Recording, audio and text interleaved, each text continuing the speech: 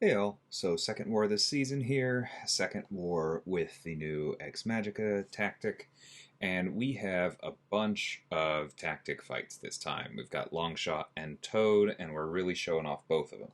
So starting off with Domino here, not the first thing that people may think of for Longshot, but because he does have that really high ability accuracy, he counters basically all of the annoying things about her. He can even dex while lucky. I'm quite confident, since I think I cleaned that up. Anyway, you're seeing that we are freely parrying, very reliably stacking up those prowess. And then the other part about this fight that works so well is that she's gaining regens, and so as long as we just throw this Fate Seal over here, if we can stay close, we'll get more of those passive incinerates. You're seeing a couple of them there. I can safely parry during Unlucky, but I wasn't really going for it because I just wanted her to throw her special.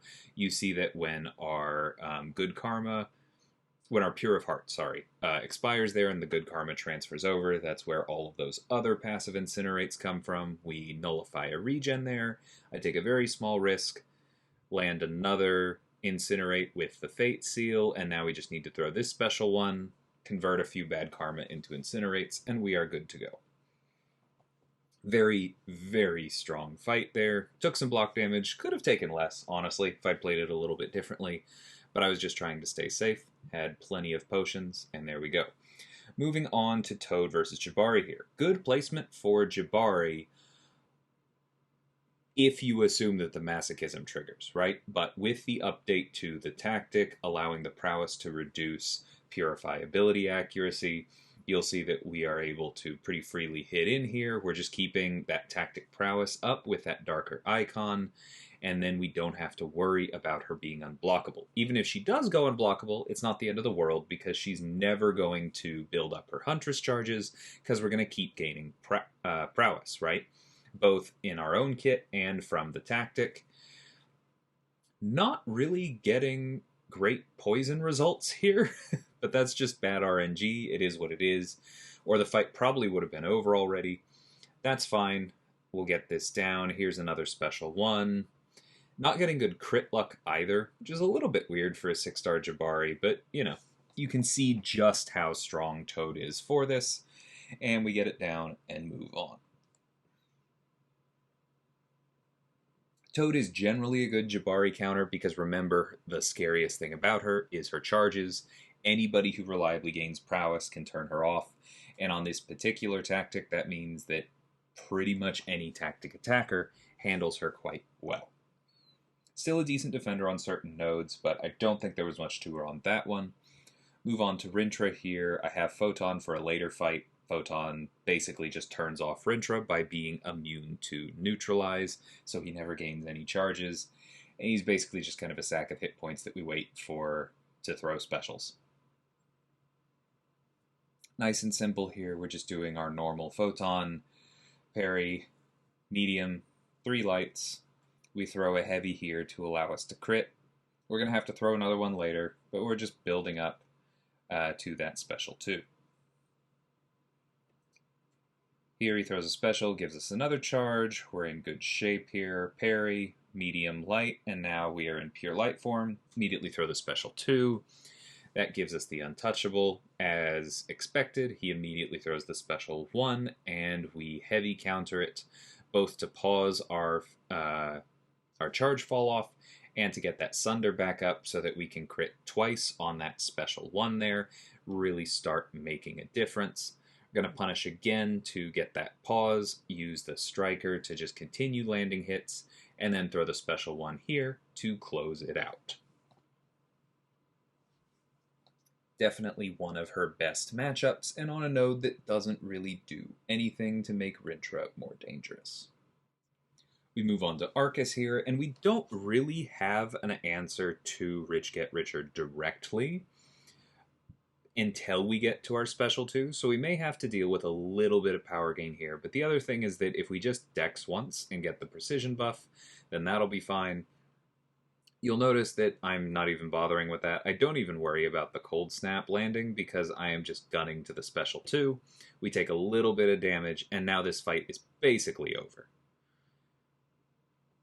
When I dex, I do cost myself a prowess, but I also get some power gain from Rich Get Richer, and we are moving back up towards our special 2. We throw another one, get the Fate Seal right back up, and you can see he's already almost down. So it took maybe a little bit more block damage than we strictly needed to, but that's basically exactly how I was hoping that would go. I just kind of assume that if the first nullify in a fight would be convenient, that I won't get it when I'm playing Longshot, and I plan the fight around that, and we are good to go. Now, this next one has an interesting little wrinkle in the middle of it. This is not a particularly difficult fight with Kate here, but she is more likely to get to her special 2, and that is the one that applies through block. A perfect release Cold Snap or Caltrops can cause some significant problems, right? And so, obviously, I am pretty familiar with Kate's special attack animations, but you're going to see some funny stuff here. You also are going to see me rooted a couple times. Notice there, I start the fight by parrying 3 times, because once I have 3 of the tactic prowess, again, she cannot purify. And if she cannot purify, then she cannot evade, and so I can freely parry stun her. So she is a lot less dangerous at the moment. Here we go ahead and parry that special 1. Don't strictly need to, but it did help to just give us another prowess. And then I just got caught off guard there. That was unfortunate. The root snuck up on me during her special animation. And here we have the special 2. And I don't get out of the way of it. I tried to.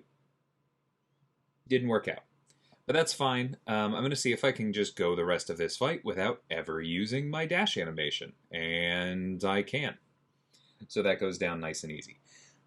Definitely a dumb mistake there. If I had ended up dashing to avoid something, that probably would have stung a bit. But we had already managed the unblockable part of Bubble Shield once, and so it did end up happening at a pretty good time for us. Now we move on to Zemo here. He's generally spooky because of the way that he punishes immunities, right?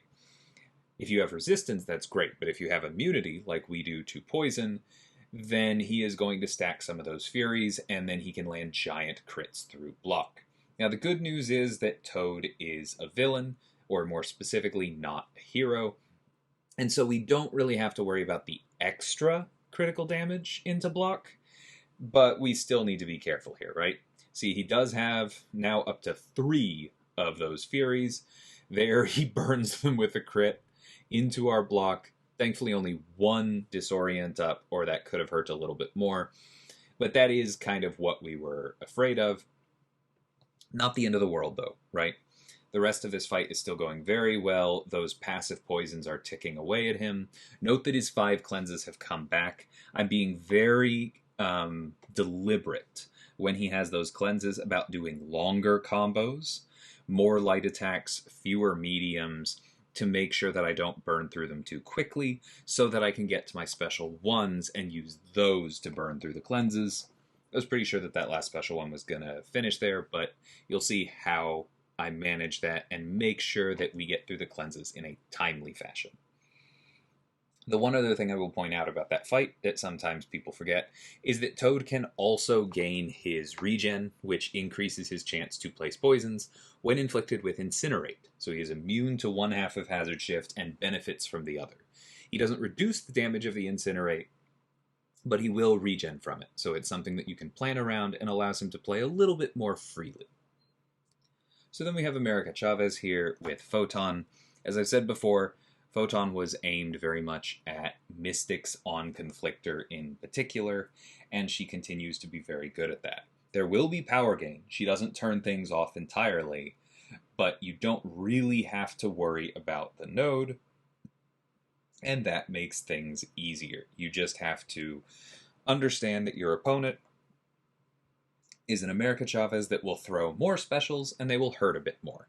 So blocking that first one stung, and I'm like, you know what? I have a counter to Mystic Dispersion. I'm just going to rely on it. We're going to keep dodging these.